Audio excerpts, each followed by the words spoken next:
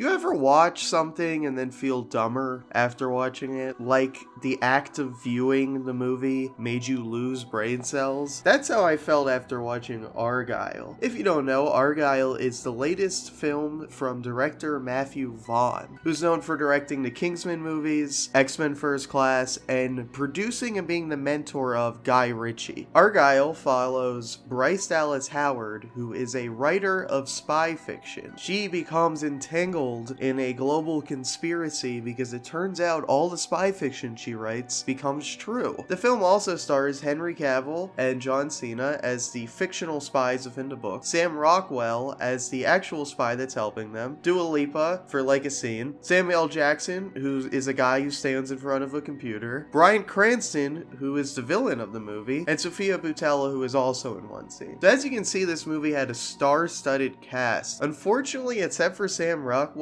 everyone is doing a terrible job and completely phoning it in. Let me get into the main issue with the movie first, which is the writing. The beginning of the movie has a lot of cutting in between the fictional spy book, which is glamorous, and the actual spying, which is not what she pictured. In the early action scenes, they'll even have Henry Cavill replace Sam Rockwell every time that she blinks, which cuts the momentum of the action scenes because it's like two different characters and, you know, they don't exactly line up because Sam Rockwell's very clumsy while Henry Cavill's very graceful. And I can only imagine how much work this would have taken with shooting every action scene twice, blocking it for, you know, the way different body types that Sam Rockwell and Henry Cavill have, and it just makes the movie worse. But the biggest issue with the writing is the fact that the writing of the cheesy spy novel, which is intentionally bad, and the writing of the movie are indistinguishable. This movie reminded me a lot of The Last Action Hero, because you have sort of like a fantasy version of reality and then like the reality version of reality. The action movie parts and the world in them are way different than the real world parts. Another thing is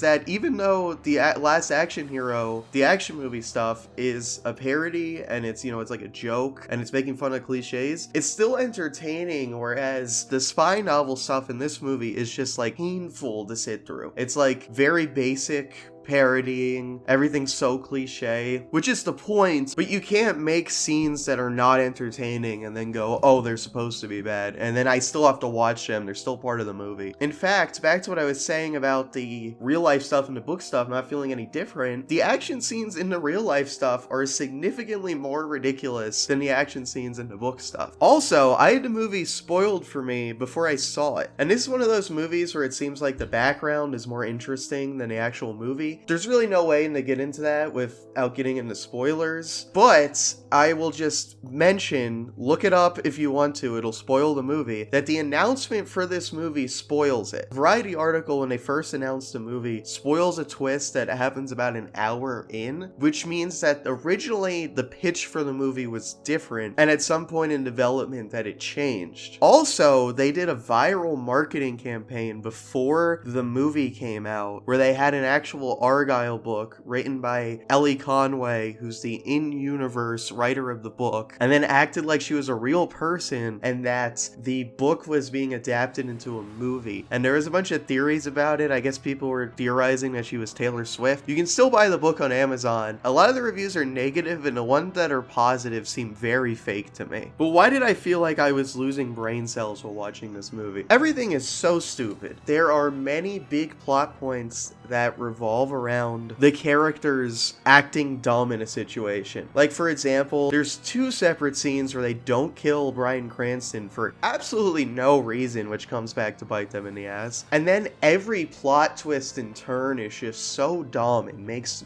no sense. And once again, this is one of the things you can't talk about it without getting into spoilers, but just imagine whatever the dumbest possible thing you can expect to happen in this movie is what happens. The plot has more holes in it than a sponge. Everything falls apart with the bare minimum of thought put into it. Aside from the early action scenes, which are ruined because of the cutting between Sam Rockwell and Henry Cavill thing, the action scenes after that point are just terrible and so over the top that they're stupid. It's a very thin line between something being over the top fun and over the top stupid. And Mathew Vaughn has fallen on both sides of that. Like, over the top fun is like the action scenes in Kingsman. They're not realistic, but they're very dynamic. They're very fun, but his earlier movie, Kick-Ass, the famous jetpack scene, is over the top stupid. And this movie, he is way over that thin line. Onto the acting. Everyone in this movie except Sam Rockwell is giving a bad performance. Part of it is the writing and probably the directing, because Bryce Dallas Howard is written to be the most annoying character in the world, and you just hate her. And there's a good and a bad way to write an annoying character. You want an annoying character to annoy the other characters in the story, not the audience. When the character annoys the audience as well, you have done a bad job. She also has a lot of emotional scenes, and she's doing a terrible job, and I generally think that Bryce Dallas Howard is a pretty good actress. And I can only assume that it's because Mathew Vaughn doesn't know how to direct emotional scenes, because I cannot think of an emotional scene in any one of his movies. Samuel L. Jackson is wasted. He just stands in front of a computer the whole time. Bryan Cranston is just fucking terrible in this movie. He's hamming it up in a bad way. He's so over the top. He also is mostly just standing in front of a computer for the whole movie